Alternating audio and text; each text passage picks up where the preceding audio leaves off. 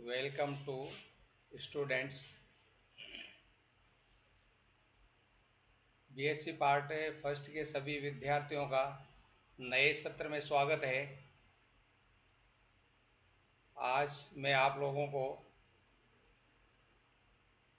Botany वनस्पति शास्त्र के अंतर्गत सामान्य लक्षणों को देखते हुए और इसके बारे में आप लोगों को बताऊंगा।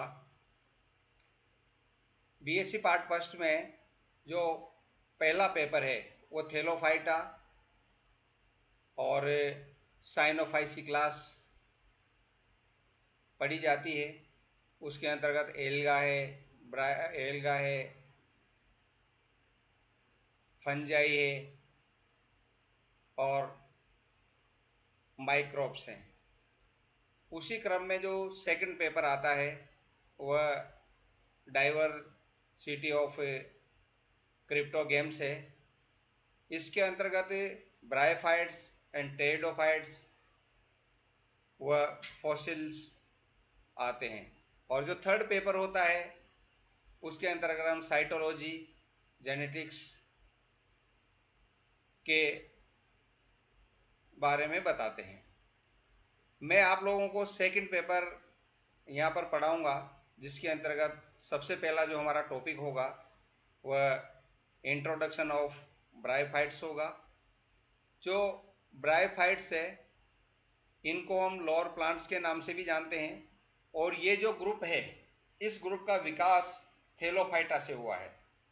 थेलोफाइटा के अंतर्गत हम जब देखते हैं और इसमें जब विकास का एक क्रम जब हम देखते हैं तो उसके अंतर्गत सबसे पहले प्रोकैरियोटिक सेल्स आई।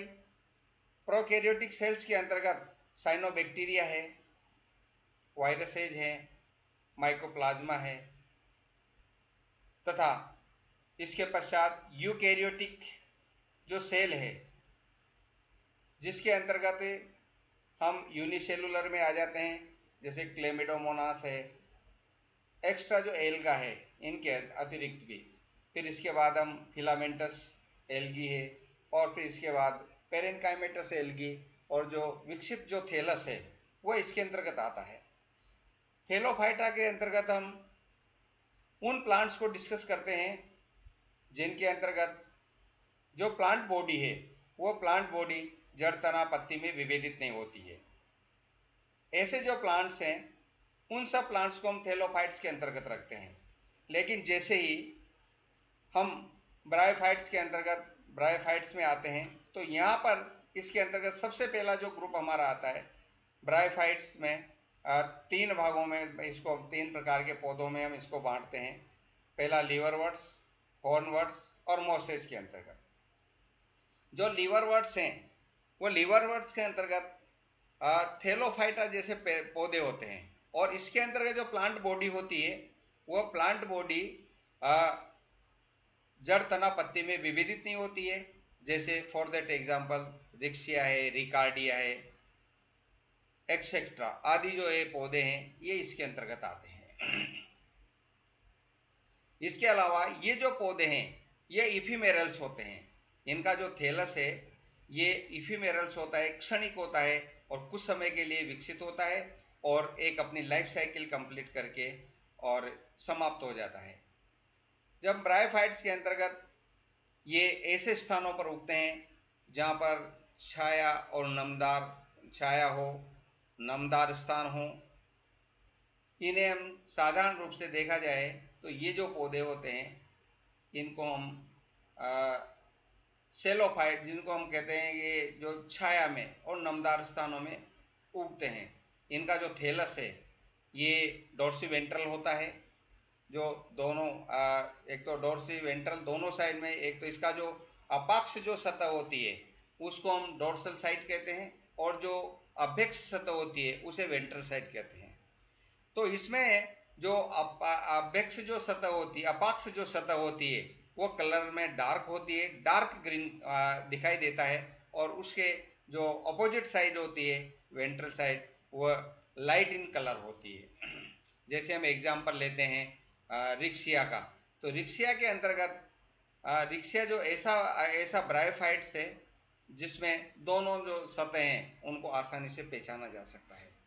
और थैलोफाइटा के बाद जो ब्रायोफाइट्स में विकास होता है, तो ये जो थैलोफाइट्स के कुछ प्लांट्स और ब्रायोफाइट्स के जो प्लांट्स हैं उनमें काफ़ी सिमिलरिटीज होती है, लेकिन जो ब्रायोफाइटा है, ब्रायोफाइटा के अंतर्गत भी संवहन उत्तक नहीं पाए जाते हैं और इसके अंतर्गत कोई भी जो वेस्कुलर टिश्यू वो नहीं होता है, जाइलम और फ्लोएम का निर्माण नहीं होता है। जो प्रारंभिक जो ब्रायोफाइट्स हैं इनके अंतर्गत किसी भी प्रकार की कोई हार्ड टिश्यूज नहीं पाए जाते हैं।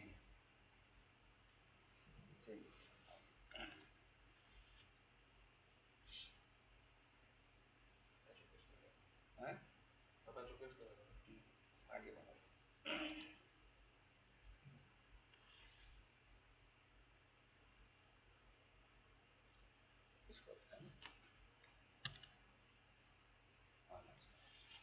ब्रायोफाइट्स के अंतर्गत थ्रू आउट वर्ल्ड्स में मोसेस के अंतर्गत 12,000 स्पीसीज पाई जाती है, लीवरवर्ट्स के अंतर्गत 6,500 स्पीसीज पाई जाती है, हॉर्नवर्ट्स के अंतर्गत 100 स्पीसीज पाई जाती है।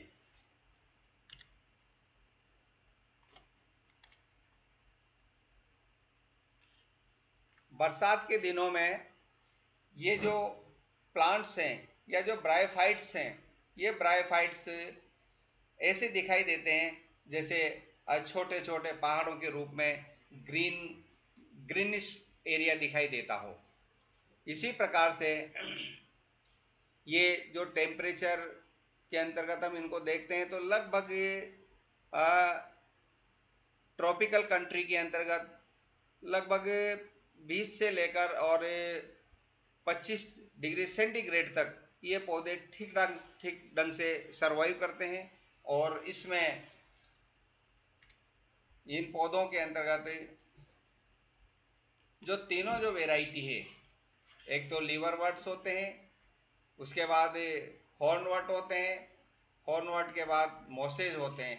तो ये जो लीवरवर्ट्स है इसके अंतर्गत मैंने आप लोगों को बताया कि एक तो जैसे रिक्सिया है, रिकार्डिया है, ऐसे पौधे हैं। हॉर्नवर्ट में यहाँ पर केवल मात्र एक जिसको हम आपके सिलेबस में पढ़ाएंगे वो होता है एंथोसिरोस। एंथोसिरोस के अंतर्गत कैप्सूल बनता है, जबकि जो आपके लीवरवर्ट्स हैं, लीवरवर्ट्स के अंतर्गत जो प्लांट बॉडी होती है उसी के अंतर्गत इसमें स्पोरोफाइट का निर्माण भी उसी में हो जाता है। ये जो इसमें जो लीवरवर्ट्स में रिक्सिया में जो कैप्सूल बनता है या जो स्पोरोफाइट होता है वह उसके अंतर्गत जो मेन जो प्लांट बॉडी है, ये प्लांट बॉडी इसके अंतर्गत सिंपल होती है। इसका जो थैलोफाइट है वो लीफी होता है, पर्णी होता है, जबकि जो इसका जो स्पोरोफाइट है ये स्पोरोफाइट इसके अंतर्गत फूट, सिटा और कैप्सूल में विभक्त नहीं होता। केवल मात्र जो कैप्सूल होता है उसके चारों तरफ एक सिंपल सी लेयर होती है, उसी के अंतर्गत स्पोर्स पाए जाते हैं। और जो टोटली जो स्पोरोफाइट है ये गैमेटोफाइट के ऊपर निर्भर होता है। यहाँ पर ब्रायोफाइट्स के अंतर्गत जो गैमेटोफाइट जो फेज है ये डोमिनेंट होता है।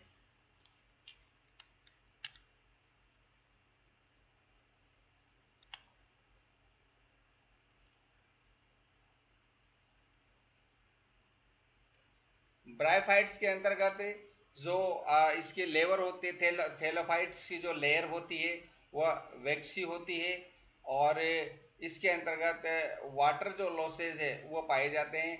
गैमिट्स जो गैमिट्स हैं वह इसके अंतर्गत गैमेटेंजिया के अंतर्गत बनते हैं।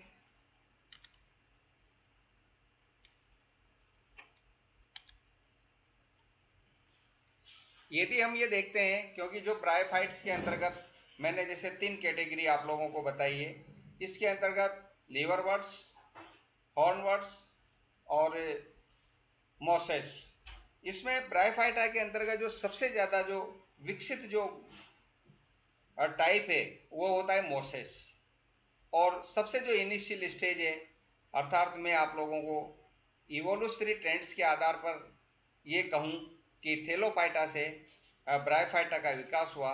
तो ब्रायोफाइटा जो थैलोफाइटा की जो डेवलप्ड जो स्पीसीज हैं उनसे जो हमारे ब्रायोफाइटा के अंतर्गत जो रिक्शिया है, ये रिक्शिया के बहुत सारी समानताएं मिलती है। और जो हॉर्नवर्ट है, हॉर्नवर्ट यहाँ पर केवल हम जो आप लोगों को पढ़ाते हैं या पढ़ाएंगे वो एंथोसिरोस होता है। और इसका जो स्पोरोफाइट होता है, ये स्पोरोसाइट एक सींग के रूप में, जैसे जानवरों में जो सींग पाया जाता है उस रूप से स्पोरोफाइट का निर्माण हो जाता है। उसके अंतर्गत जो डिफरेंट प्रकार की जो लेयर्स होती है, एक्सोथीसियम होती है, एंडोथीसियम होती है, उस एंडोथीसियम के अंतर्गत स्पोर्स का निर्माण हो जाता है। तो और जो आपके मोसेज होते हैं, मोसेज के अंतर्गत ब्रायोफाइटा के जो विकसित प्लांट पाए जाते हैं, जैसे इसके अंतर्गत आपके स्फेग्नम है और फ्यूनेरिया है, पॉलीट्राइकम है। पॉलीट्राइकम सबसे ज्यादा विकसित प्लांट माना जाता है इसके अंतर्गत, मोसेस के अंतर्गत। इसकी जो प्लांट बॉडी है, इस प्लांट बॉडी 3 भागों में डिवाइड हो जाती है।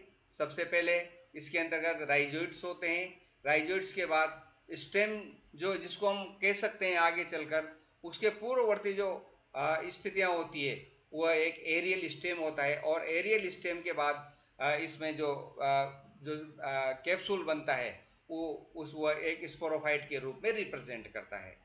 तो ये सबसे ज्यादा विकसित माना जाता है। और आगे के क्रम में हम ये कहते हैं कि इसके अंतर्गत ये जो मोसेज है, मोसेज से ही टेरिडोफाइट्स का विकास हुआ है। तो मैं आप लोगों को यहाँ पर ये अल्टरनेशन ऑफ जनरेशन के अंतर्गत 2 पीढ़ियों के बारे में बताऊंगा। इसमें 2 महत्वपूर्ण अवस्थाएं होती है, एक तो गेमेटोफाइट अवस्था होती है, एक स्पोरोफाइट अवस्था होती है। जो गेमेटोफाइट अवस्था होती है वह हेप्लॉइड होती है और इसके अंतर्गत हेप्लॉइड स्टेज होती है। और हेप्लॉइड स्टेज होने के अंतर्गत इसमें यदि हम ये देखते हैं तो जननांगों के रूप में इसमें एंथ्रीडियम और आर्चिगोनियम का निर्माण होता है। और आर्चिगोनियम का निर्माण होने के पश्चात लिवरवर्ट्स जो होते हैं उनके अंतर्गत स्पोरोफाइट, सिंपल स्पोरोफाइट का निर्माण होता है, जिसके अंतर्गत स्पोरोसाइट सेल्स बन जाती है। एंथ्रीडियम से एंथ्रीजोइड्स और आर्चिगोनियम से एक का निर्माण हो जाता है। ये आपस में फ्यूज करते हैं और फ्यूज करने के बाद स्पोरोफाइट का निर्माण करते हैं, कैप्सूल का निर्माण हो जाता है। जो कैप्सूल होता है, ये कैप्सूल के अंतर्गत स्पोरोसाइट सेल्स होती है। ये जो स्पोरोसाइट सेल्स है, इसमें मियोसिस होने के पश्चात 4 हेप्लॉइड स्पोर्स का निर्माण होता है। और ये जो स्पोर्स जब स्पोरोफाइट और स्पोरेंजियम जब स्फुटित हो जाती है, उसके पश्चात इसमें स्पोर्स रिलीज हो जाते हैं, स्पोर्स निकल जाते हैं। ये एप्रोप्राइएट क्लाइमेट देखकर और उसके अनुसार ये जर्मिनेट होते हैं। जर्मिनेट होने के पश्चात एक गेमेटोफाइट का निर्माण करते हैं। मैं आप लोगों से निष्कर्ष के रूप में कहना चाहूँगा कि जो ब्रायोफाइट्स के अंतर्गत जो गेमेटोफाइट अवस्था है ये डोमिनेंट होती है और जो स्पोरोफाइट अवस्था है वह कम डोमिनेंट होती है, अर्थात मुख्य जो भाग होता है वह गेमेटोफाइट का होता है। इसी प्रकार से इसके अंतर्गत जब हम ये देखते हैं तो सबसे पहले जो स्पोर जर्मिनेट होता है, ये सबसे प्राथमिक स्टेज में प्रोटोनिमेटा बनाता है, प्रोटोनिमा बनाता है। प्रोटोनिमा के बाद इसमें दोनों प्रकार के, एक तो इसमें एसेक्सुअल रिप्रोडक्शन भी होता है और सेक्सुअल रिप्रोडक्शन भी पाया जाता है। इसके अंतर्गत कुछ जो स्पीसीज हैं वो बड के द्वारा भी जनरेशन करते हैं। इसके अंतर्गत जैसे ही प्रोटोनिमा बना, प्रोटोनिमा के बाद गेमेटोफाइट, ये जो स्पोर है, spore is a mother cell of gametophyte होती है। इसमें विकास होकर और एक ये मेल गेमेटोफाइट प्लांट बन जाता है। मेल गेमेटोफाइट प्लांट्स के अंतर्गत एंथ्रीडियम और आर्चिगोनियम का निर्माण होता है। एंथ्रीडियम और आर्चिगोनियम से एंथ्रीजोइड्स आते हैं और आर्चिगोनियम से एक का निर्माण होता है, अर्थात फीमेल गेमेटोफाइट मदर सेल होती है। इनमें दोनों में फ्यूजन होता है, फर्टिलाइजेशन होता है और फर्टिलाइजेशन होने के पश्चात जाइगोट का निर्माण हो जाता है। जाइगोट जो है, जो युग्मनज, द्विगुणित युग्मनज जो होता है, इसे हम मदर सेल ऑफ स्पोरोफाइट के नाम से जानते हैं। और ये जो जायगोट है, इस जायगोट के अंतर्गत विकास होता है और विकास होकर इसमें विभाजन होते हैं और विभाजन होने के पश्चात ये विभाजन होने के पश्चात ये इसमें एम्ब्रियो का निर्माण होता है और एम्ब्रियो के निर्माण के पश्चात फिर एक जो बीजाणुद्भिद है, बीजाणुद्भिद के रूप में इसके अंतर्गत एंडोथीसियम, एक्सोथीसियम, मीजोथीसियम इस प्रकार की लेयर्स बन जाती है। जो एंडोथीसियम होती है, अधिकांश जो जातियां हैं उनके अंतर्गत एंडोथीसियम के द्वारा ही स्पोरोफाइट्स की जो इसमें स्पोरोजेनेसिस होता है और स्पोरोजेनेसिस से इसके अंतर्गत जो मॉर्फोलॉजिकल जो फैक्टर्स होते हैं उसके अंतर्गत एक कैप्सूल बन जाता है और ये कैप्सूल के अंतर्गत जो डिप्लॉइड सेल है, जो बीजाणुविद कोशिकाएं हैं, इन बीजाणुविद कोशिकाओं के अंतर्गत मियोसिस होता है और मियोसिस होने के पश्चात ये अगुणित बीजाणु का निर्माण करते हैं। अगुणित निर्माण, जैसे बीजाणु का निर्माण होता है, ये वापस इनको एप्रोप्रिएट माध्यम मिलता है और ये वापस एक गेमेटोफाइट को निर्माण कर देते हैं। इस प्रकार से ये ब्रायोफाइट्स के अंतर्गत जो आप पूरी जो लाइफ साइकिल है ये कंप्लीट हो जाए। हो गया ना? Thank you. आप सब लोगों ने सुना, थैंक यू।